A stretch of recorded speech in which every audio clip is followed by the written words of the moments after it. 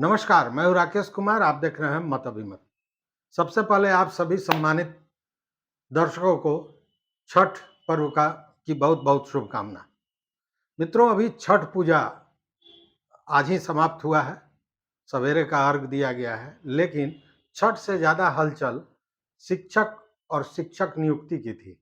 BPSC के हों शिक्षक या फिर नियोजित शिक्षक हों। अभी देखिए, बेतिया, पश्चिम चंपारण के बेतिया के 1695 नियोजित शिक्षकों का वेतन बंद कर दिया गया है और उन पर आरोप ये लगाया गया है कि उन्होंने जो उनका बहाली फ़ोल्डर होना चाहिए, जिसमें या यूँ कहें कि सर्विस बुक जिसको हम लोग कहते हैं, जिसमें सारे डॉक्यूमेंट्स होते हैं, उनके प्रमाण पत्र होते हैं, वो उन्होंने नहीं जमा किया था, जो अभी शिक्षा विभाग द्वारा ई पोर्टल एक खोला गया था, ई शिक्षा कोष, उसी को लेकर यह सारी कार्रवाई हुई है। इसमें कौन दोषी है, कौन नहीं है, इन सारे चीज़ों पर गहन चर्चा करेंगे और जो दोषी हैं, उनको छोड़ा क्यों जाता है, इन सारी चीज़ों की बात करेंगे। हमारे साथ हैं वरिष्ठ पत्रकार चंद्रभूषण पांडे जी। तो सर, अभी छठ के माहौल में अब आप अंदाज कीजिए कि कैसे छठ मना होगा उन लोगों के यहाँ जिनका वेतन बंद कर दिया गया, अ, जबकि छठ इतना बड़ा पर्व होता है। खैर, उन पर दोषारोपण किया जा रहा है कि उन्होंने जो फ़ोल्डर है वो ई कोष में जमा नहीं किया था। ई शिक्षा कोष जो विभाग द्वारा जारी किया गया है, उसमें उन लोगों ने अपलोड नहीं किया, उसके चलते ये किया गया है। उनको अभी माने वेतन रोका गया है। ये भी सुनने में आ रही है बात कि अगर 2 दिनों के अंदर वो ये अपलोड नहीं करते हैं, तो उनको निलंबित भी किया जाएगा। देखिए, बिहार में राजनीतिक उथल-पुथल और शिक्षक बहाली और नियोजित शिक्षक, यही दोनों चर्चा का विषय अभी है। सबसे गर्म है और सब लोग इस पर चर्चा कर रहे हैं। रोज़ नई खबर आ रही है शिक्षकों के बारे में। यह कुल मिला-जुला करके ऐसी परिस्थिति बन गई है कि पूरी बात समझना जल्दी में बड़ा मुश्किल है। बिहार में तो 4-5 वर्षों से नियोजित शिक्षक के कागज़ातों की जाँच चल रही है और हाई कोर्ट में जब एक आदमी ने मुकदमा किया, उसके बाद हाई कोर्ट ने आदेश दिया कि निगरानी से इसकी जाँच कराई जाए कि इसमें बहुत लोग जाली प्रमाण पत्र जमा करके और नियोजन समिति के जो लोग थे, उनके समक्ष उपस्थित करके और नौकरी प्राप्त कर लिया है। तो यह बात है भी, लेकिन जब विजिलेंस निगरानी विभाग ने इसकी जाँच शुरू की, तो यह धीरे-धीरे, धीरे-धीरे और परसू करते गए, लेकिन ऐसी कभी भी सरकार ने सख्त रुख कभी नहीं अपनाया कि इसको एक नियत समय में फ़ोल्डर जमा किया जाए, फ़ोल्डरों की जाँच की जाए, शैक्षणिक प्रमाण पत्र उसकी जाँच की जाए कि वह सच है कि जाली है। ऐसा कभी हुआ ही नहीं। सरकार ने इसको कभी भी सीरियसली नहीं लिया और उस सरकार के जो कार्यकलाप हैं इस संबंध में, उसको देखने पर, समझने पर ऐसा लगता है कि सरकार इसमें कोई कठोर कार्रवाई करने के लिए तैयार नहीं है। उसका कारण शिक्षक नहीं है। जाली प्रमाण पत्र जमा करके नौकरी प्राप्त किए हुए नियोजित शिक्षक ही सिर्फ नहीं है, इसमें उनके अधिकारियों की श्रृंखला है। वे अपने अधिकारी को बचाना चाहते हैं। जैसे नियोजन जो हुआ था, वह पंचायत समिति में हुआ, यानी मुखिया उसके अध्यक्ष थे। प्रखंड पंचायत समिति के अध्यक्ष प्रमुख जी हुए और नगर निकाय यानी कि नगर पालिका या नगर निगम के स्तर पर जो बहालियाँ हुई, उसके अध्यक्ष, उनके चेयरमैन, सभापति थे। तो सरकार कानूनी रूप से अगर यह देखेगी, कार्रवाई करना चाहेगी, तो ये सभी उसके लपेटे में आएंगे। यही ना दिक्कत है सर कि सरकार ऐसा कोई माने चाहत रखती ही नहीं है कि जो दोषी है उसको दंडित किया जाए। अभी जो आपने कहा कि नियोजन इकाई द्वारा नियोजित किया गया, तो उस समय तो वो निश्चित रूप से अपना सर्टिफिकेट दिए होंगे। बिल्कुल। तो वो सर्टिफिकेट जब निगरानी मांग रही है, तो वो सर्टिफिकेट बीओ को तो सुपुर्द करना चाहिए, क्योंकि ज्वाइनिंग तो बीओ ने कराया होगा या डीओ ने, जिला शिक्षा पदाधिकारी ने कराया होगा। तो बिना किसी डॉक्यूमेंट के, बिना किसी चीज के सीधे कर दिया है। देखिए,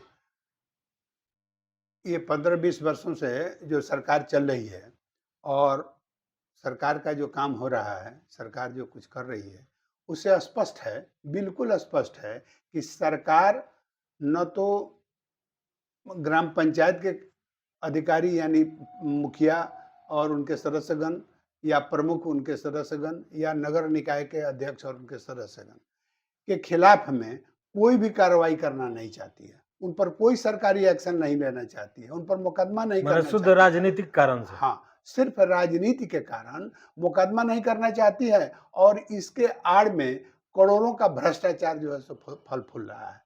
आप शिक्षा विभाग में तो देखिए कि एक बार नियोजन हुआ, उसके बाद से आज तक ये चल रहा है मामला।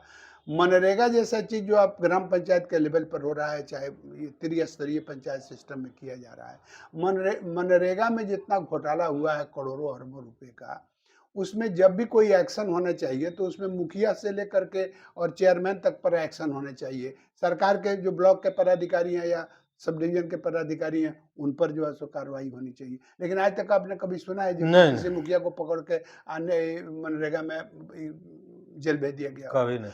तो सरकार जेल नहीं भेजना चाहती है, चूँकि वह राजनीति से संबंधित है और उनकी राजनीति उससे प्रभावित होती है। इसी प्रकार जो नियोजित शिक्षक थे, अपने ग्राम पंचायत में, अपने प्रखंड पंचायत में, अपने नगर पालिका में, लोगों ने नियोजन किया, शिक्षकों की बहाली की, तो उसमें तो यह स्पष्ट रूप से है कि शिक्षकों की जो बहाली हुई थी, उसमें बहुत भ्रष्टाचार रुपया लेकर के 2 2.5 लाख, 3 लाख, 4 लाख रुपया लेकर के शिक्षक को बहाल कर दिया गया। उसमें अपने लोगों को लोग बहाल किया, अपने परिवार के लोगों को बहाल किया और नहीं तो जो घूस दिया उसको बहाल किया। उसमें मेरिट का कोई जगह नहीं था और यह सच है, बिल्कुल सच है कि उसमें जो लोग अपना कागज़ात दिए, उसमें से ज़्यादा कागज़ात लोग जाली बना कर के दिए थे। तो आज ये पश्चिम चंपारण जिले में ये क्या 1695 नियोजित शिक्षकों का वेतन श्री के पाठक जो हैं शिक्षा विभाग के जो एडिशनल चीफ सेक्रेटरी अच्छा हैं। सर, के पाठक बहुत कड़क पदाधिकारी हैं, सब हैं, ये सब सुनते रहते हैं। तो उन्हीं के ना पदाधिकारी हैं, डीओ चाहे बीओ, वो उन पर क्यों नहीं कड़क होते हैं? सबसे कमजोर शिक्षक है। यह तो सरकार की पॉलिसी होगी। आज के पाठक जी आईएएस हैं, ये बिहार से ही अपनी नौकरी शुरू किए थे, बिहार कैडर के हैं। के पाठक ये वही काम ना करते हैं जो सरकार चाहती है, जो मुख्यमंत्री चाहते हैं। सरकार का मतलब है कि मुख्यमंत्री जो चाहते हैं वही होता है। तो सरकार का क्या निर्णय है उसी का पालन के पाठक कर रहे हैं। के पाठक एक आईएएस पदाधिकारी हैं। के पाठक कानून के अनुरूप का काम करते हैं। लेकिन जो पदाधिकारी होते हैं वे सरकार के अनुरूप काम करते हैं। जो सरकार का गाइडलाइन होता है, सरकार का निर्देश होता है, मौखिक आदेश होता है, इशारा होता है, वही काम करते हैं। तो अगर सरकार चाहती है हम भ्रष्टाचार पर कब्जा करें, भ्रष्टाचारी को हम जेल भेज दें, तो के पाठक को करने में क्या दिक्कत है? कोई दिक्कत नहीं है। तो पश्चिम चंपारण में जो उन्होंने कल परसों में जो ये 1696 पंचानवे 95 नियोजित शिक्षक हैं, इनका वेतन उन्होंने रोक दिया है, चिट्ठी जारी कर दी है और उनको हिदायत दिया गया है कि वो 21 तारीख तक अपना अगर फोल्डर ई पोर्टल पर ई शिक्षा कोष में अगर पोर्टल को नहीं जमा नहीं करते अपने शैक्षिक योग्यता का प्रमाण पत्रों का, तो उनको निलंबित कर दिया जाएगा, चाहे हटा दिया जाएगा। ये ऐसा हुआ है।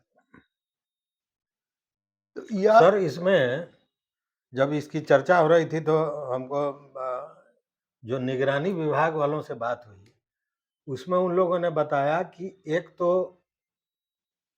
ऐसा भी हुआ है कि जब माने जो लोग गलत हैं वो लोग जमा नहीं कर रहे हैं, क्योंकि पकड़े जाएंगे जांच में। एक ये बात हुई। दूसरी बात ये हुई कि जहाँ जमा भी है, वहाँ से भी गायब करा दिया गया है। तो जमा कहाँ होगा? या तो नियोजन इकाई में होगा या प्रखंड स्तरीय जो शिक्षा विभाग का दफ्तर है वहाँ होगा। तो फिर यहाँ भी तो मिलीभगत नजर आ रही है।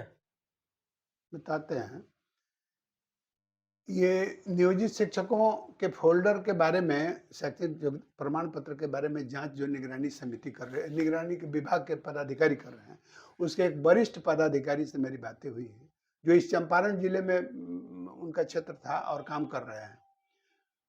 उन्होंने बताया कि जब मैंने जानना चाहा कि यह फ़ोल्डर क्यों नहीं मिल रहा है, तो उनका कहना यह है कि जो नियोजन इकाई थी, यानी कि मुखिया, प्रमुख और ये सभापति लोग नगर पालिका के, यह जो उम्मीदवार थे, शिक्षक के उम्मीदवार लोग थे, इन्होंने अपना शैक्षणिक प्रमाण पत्र जो है, यह जमा कराया था नियोजन इकाई के पास और उसी के आधार पर जिसमें प्रखंड के शिक्षा पदाधिकारी भी थे, जो जी, जी। नियोजन इकाई है, उसमें मुखिया के अलावा सबसे इम्पोर्टेंट प्रखंड शिक्षा पदाधिकारी हुआ करते थे और उन्हीं के जाँच और निगरानी में यह बहालियाँ हुई थी। तो यह सब तो उनके यहाँ जमा हुआ, नियोजन, और उसकी कॉपी जो है सो प्रखंड शिक्षा पदाधिकारी को मिला था। और जब प्रखंड शिक्षा पदाधिकारी उन सभी कागजातों को लेकर के और रिपोर्ट डीपीओ, डीओ के नीचे जो डीपीओ होते हैं, तो डीपीओ के पास जमा कराया होगा, उन कागजातों को व्यक्तिगत रूप से, और डीपीओ के यहाँ से डीओ के यहाँ गया होगा। उसके बाद ही इनको नियुक्ति पत्र मिला होगा उम्मीदवारों को और नियुक्ति पत्र के आधार पर वो अपना सर्विस शुरू किए थे। और फिर इसी जिला शिक्षा पदाधिकारी, डीपीओ के चिट्ठी के आदेश के बाद ही उनका वेतन निर्गत हुआ होगा। बिल्कुल। तो ये ब्लॉक के प्रखंड शिक्षा पदाधिकारी, डीपीओ और जिला शिक्षा पदाधिकारी, ये तीनों स्टेज जो है, ये तीनों पदाधिकारी जो हैं, इसमें इन्वॉल्व हैं। तत्कालीन लोग होंगे या वर्तमान होंगे, तो वर्तमान होने का तो सवाल नहीं है, तत्कालीन लोग होंगे। तो आज ये जो निगरानी विभाग जो घूम रहा है 4 साल से और ये लोग फ़ोल्डर जमा नहीं करा रहे हैं, तो फ़ोल्डर जमा कराने में ये लोग डर रहे हैं कि अब अगर फ़ोल्डर हम जमा कराएँगे, उसकी जाँच होगी तो कहीं हम पकड़े जाएँगे। दूसरा कोई कारण नहीं हो सकता है। जो हाँ। आदमी नौकरी कर रहा है, वेतन मिल रहा है, उसको वो जान रहा है कि अगर हम फ़ोल्डर नहीं जमा कराएँगे तो हमको हटा दिया जाएगा, तो वो तो कदापि ऐसा नहीं करेगा जो वो जमा नहीं कराएगा। वो तो सुनेगा, वो अपने नियत दिन से 1 दिन पहले जमा करा देगा। लेकिन आज तक नहीं जमा कराने के पीछे कारण है कि वो उसके पास जाली कागज़ात हैं। ये जो विजिलेंस निगरानी के पदाधिकारी हैं, उन्होंने कहा कि ये सभी स्तर पर जो शिक्षा विभाग में नियोजन के समय में जो शैक्षणिक प्रमाण पत्र उम्मीदवारों के द्वारा जो जमा किया गया था, जिसके आधार पर उसकी नियुक्ति हुई थी, उन कागजातों के इन पदाधिकारियों के मेल से गायब करा दिया गया। जो अब मीनापुर में तो पूरा आग लगवा हाँ, दिया गया था। और मीनापुर जैसे जगह पर कई जगह आग लगा के जला दिया गया, ये इसका प्रमाण पत्र नहीं मिले। तो यह घाल-मेल सिर्फ नियोजित शिक्षक ही नहीं कर रहे हैं, नियोजित शिक्षक के साथ ये सभी पदाधिकारी उसमें इन्वॉल्व हैं, कर्मचारी इन्वॉल्व हैं, इन सभी ऑफिसों के कर्मचारी उसमें इन्वॉल्व हैं। तो के पाठक जी से वो बहुत अच्छे पदाधिकारी हैं, बहुत कानूनी रूप से काम करते हैं, नियमों का पालन करते हैं, करवाते हैं, तो इनको इन पदाधिकारियों पर भी तो एक्शन लेना चाहिए। इनको जहाँ फ़ोल्डर नहीं जमा हुए हैं, वो नहीं जमा होने का कारण क्या-क्या है और कागज़ कहाँ-कहाँ से लापता हुआ है, उसके लिए रिस्पॉन्सिबल कौन है, इस पर मुकदमा दर्ज करना चाहिए। इन लोगों को बिल्कुल, निलंबित बिल्कुल, करना चाहिए। बिल्कुल। तो अभी पश्चिम चंपारण की आपने बात की, तो हमने देखा कि वहाँ पर 13,570 कुल नियोजित शिक्षक हैं, जी। जिसमें 11,884 शिक्षक ने अपना शैक्षणिक प्रमाण पत्र का फ़ोल्डर जो है सो अपलोड कर दिया है, जाँच के लिए। लेकिन जो रेस्ट बच रहे हैं, उसमें जो है सो 1,695 नियोजित शिक्षकों ने अपना फ़ोल्डर नहीं जमा किया। तो ये सिर्फ पश्चिम चंपारण की बात नहीं है, ये ऐसे तो सब जगह होगा, 36-37 सब जिले जगह। हैं, इस सब में फ़ोल्डर नहीं जमा करने वाले लोगों की संख्या हज़ारों हज़ार है। सर, अब यहाँ एक प्रश्न उठ रहा है। प्रश्न ये कि ये जो जाली प्रमाण पत्र की बात आ रही है या अब प्रमाण पत्र मांगा जो जा रहा है, तो जाली प्रमाण पत्र जमा कराने में भी तो कहीं न कहीं नियोजन इकाई ही अपना योगदान दिया था। चूँकि जब मुखिया जी के यहाँ से हो रहा था कि अच्छा आप 3 लाख रुपया दीजिए, अब लीजिए। एगो जाली बनवा के दे दीजिए, हम कर देंगे। तो प्रभोग तो वहाँ किया गया कहीं न कहीं, क्योंकि ये भ्रष्टाचार की शुरुआत वहीं से हुई है। शुरुआत वहीं से हुई है। ठीक है।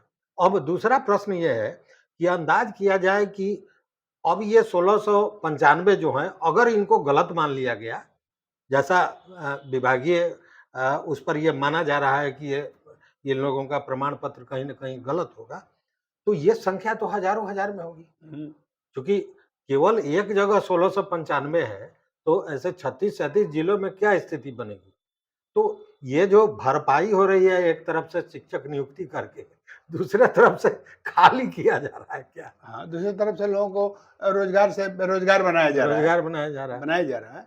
तो ये जब शिक्षक की बहाली करनी थी, तो क्यों नहीं पहले ही इसको करके समाप्त कर दिया गया, जो उतना सीट खाली हो जाए, उतने लोगों पर नए लोगों को बहाल किया जाए। नियोजित करने के संबंध में सरकार की नीति क्या है? घाल-मेल है। कभी कुछ, कभी कुछ, कभी आगे, कभी कभी पीछे।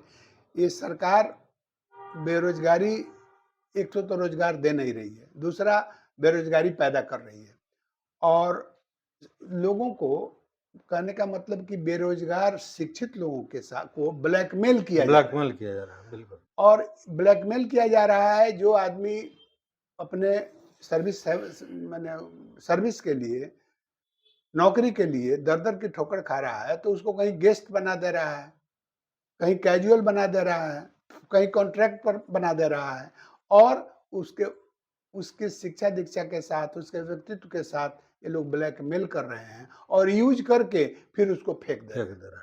उसको कहीं का नहीं रहने दे रहे हैं। कहीं, जैसे कि कोरोना में आपको नर्सेज का बहाली हुआ, जिस समय डॉक्टर जो है सो मरीज को देखते नहीं थे, उसका अगल-बगल नहीं जाते थे। वैसे लोगों ने अपनी सेवा के लिए माने सेवा करने के लिए अपना योगदान दिया और उस कोरोना में जान की बाजी लगा करके नर्सों ने सेवा की। जब कोरोना समाप्त हो गया, तो उनको कहीं समायोजित नहीं किया। उनको प्रायोरिटी देके समायोजन करने की का काम सरकार ने नहीं किया, उनको नौकरी से हटा दिया। कहा जी आप कॉन्ट्रैक्ट पर थे, अब चलिए, हो गया, काम खत्म हो गया।